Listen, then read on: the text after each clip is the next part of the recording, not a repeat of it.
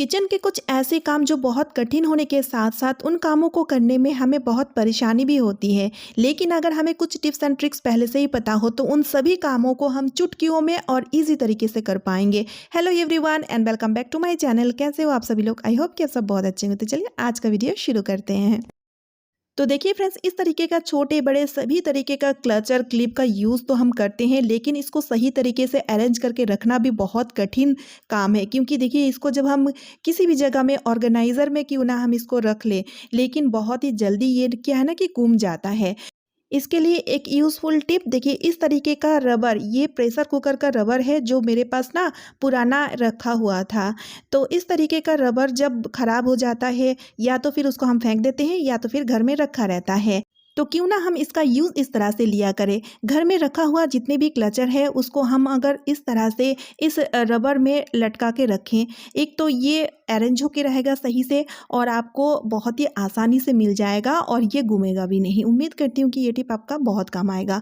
मेरी जो अगली टिप है वो है टिफ़िन बॉक्स को लेकर के। जब भी हम बच्चों को टिफ़िन देते हैं तो टिफ़िन तो हम इसमें डाल देते हैं, फिर उसके बाद हम साथ ही में चम्मच भी देते हैं। तो चम्मच को क्या है ना कि हम जब टिफ़िन के साथ देते हैं तो बच्चे लोग क्या क्या है ना कि उसको गिरा देते हैं, तो जिस वजह से इसमें जर्म्स और धूल मिट्टी भी लग जाती है।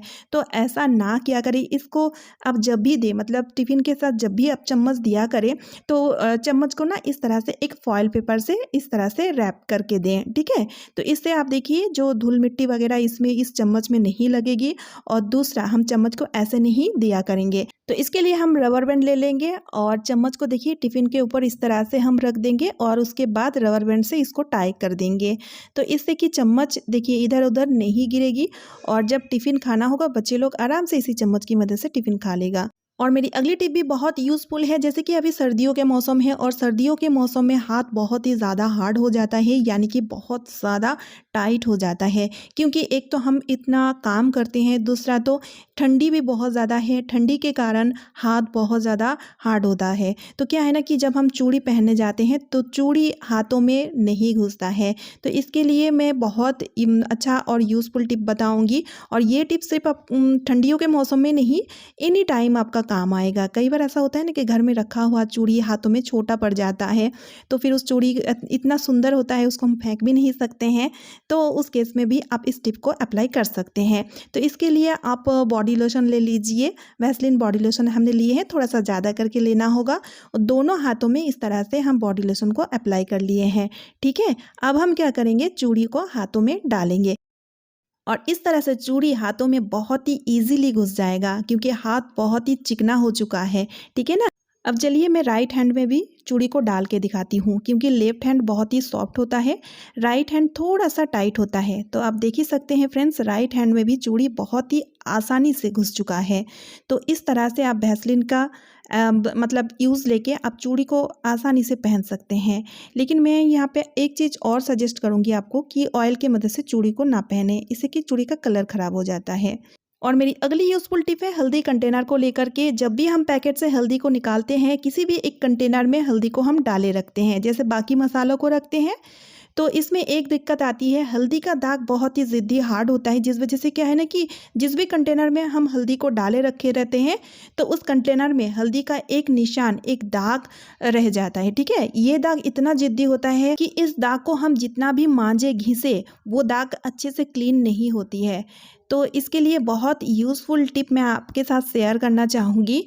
जिस भी कंटेनर में आप हल्दी को डालेंगे तो उससे पहले उस कंटेनर को इस तरह से ऑयल से ग्रीस कर लीजिए, ठीक है। ऑयल कोई सा भी चलेगा, आप रिफाइन ऑयल ले लीजिए या तो फिर सरसों का तेल ले लीजिए, जो भी आप ऑयल मतलब आपके पास है आप ले सकते हैं। और ब्रश की मदद से इस तरह से कीजिएगा तो आसानी रहेगा। कंटेनर को अच्छी तरीके से ऑयल से ग्रीस कर लेना है, ज़्यादा ऑयल भी नहीं डालना है। तो देखिए इस तरह से मैं कंटेनर को ऑयल से अच्छी तरीके से ग्रीस कर ली हूँ। अब हम क्या करेंगे, पैकेट से जब हम हल्दी को निकालेंगे इस तरह से कंटेनर में डालेंगे। इससे ये होगा, कंटेनर में हल्दी वाला जो दाग है वो नहीं छोड़ेगा। चलिए मैं आपको प्रूफ भी दिखाती हूँ। तो देखिए हल्दी का दाग तो कंटेनर में लगा है, लेकिन जैसे ही मैं उंगली की मदद से इसको क्लीन कर रही हूँ ये छूटता चला जा रहा है। तो बस इसी तरह से, क्योंकि ऑयल डाला है ना इस वजह से। तो जब मैं भीम जेल से इस कंटेनर को क्लीन करूँगी तो और अच्छे से ये क्लीन हो जाएगा। बस डेमो दिखाई आपको। उम्मीद करती हूँ कि ये टिप आपका बहुत ही काम आएगा। और मेरी अगली यूज़फुल टिप है झाड़ू को लेकर के। झाड़ू का यूज़ तो हम सुबह-शाम करते हैं। सुबह-शाम हम घर को झाड़ू लगाते हैं। घर में जितने भी गंदगी, मैल है वो झाड़ू से ही हम निकालते हैं। तो झाड़ू को क्लीन भी करना चाहिए टाइम टू टाइम। लेकिन एक दिक्कत हमेशा आती है जब भी हम झाड़ू को इस तरह से धोते हैं। धोने के बाद जब इसको हम सूखने के लिए रखते हैं तो बहुत ही ज़्यादा टाइम लगता है इसको ड्राई होने में, क्योंकि झाड़ू में देखिए कितना सारा बाल है। तो इसीलिए बहुत ज़्यादा टाइम लग जाता है इसको ड्राई होने में। और झाड़ू ज़्यादा टाइम गीला रहे ये भी शुभ नहीं माना जाता है। तो झाड़ू को जल्दी से जल्दी सुखाने के लिए एक यूज़फुल टिप आपके साथ ज़रूर शेयर करना चाहूँगी। इस तरीके का क्लॉथ क्लिप तो हम सभी के घर में होता है। तो अब हम क्या करेंगे, झाड़ू के जितने भी बाल है उसको थोड़ा थोड़ा इस तरह से लेंगे और फैलाते जाएंगे और साथ ही में हम क्लॉथ क्लिप लगाते जाएंगे। इससे क्या होगा, इसका जो बाल है वो फैल जाएगा, ठीक है। और बाल फैल जाने की वजह से अच्छी तरीके से जो झाड़ू है वो सूख जाएगा। साथ ही में बहुत कम टाइम भी लगेगा इसको सूखने में। और फिर अब इसको चाहे तो धूप में रख के भी सुखा सकते हैं, या तो फिर किसी खुले जगह में भी रख सकते हैं। तो खुले जगह में रखने से भी आप देखेंगे ये जल्दी सूख जाएगा, क्योंकि हवा पास होते रहेगा। उम्मीद करती हूँ कि ये यूज़फुल टिप आपको बहुत ही अच्छी लगी है। मेरी अगली यूज़फुल टिप है चॉपर को लेकर के। चॉपर का इस्तेमाल हम लगभग सभी लोग करते हैं। ये बहुत ही यूज़फुल होता है। छोटे मोटे काम को करने के लिए ये बहुत ही कारगर होती है और टाइम सेविंग भी है।